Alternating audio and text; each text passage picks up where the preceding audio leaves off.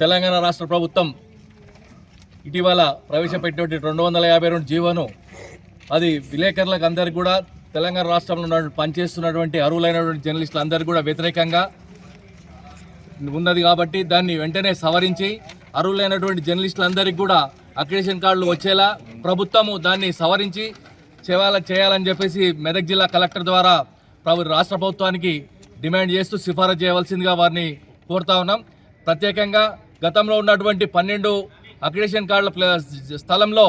6 అంటే సగానికి కుదించేసి ఇవ్వడం చాలా వరకు కూడా ఇది పనిచేస్తున్నటువంటి అర్హులైనటువంటి జర్నలిస్టులు అందరూ కూడా ఇది అన్యాయం జరుగుతుంది. చిన్న పత్రికలు అయితేనే మధ్యతరగతి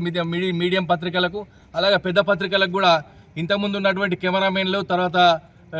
జిల్లా స్టాఫర్లు హెడ్ క్వార్టర్లో ఉన్నటువంటి క్రైమ్ రిపోర్ట్ ఇలాంటివి కూడా పెట్టుకునేటువంటి అవకాశం ఉండే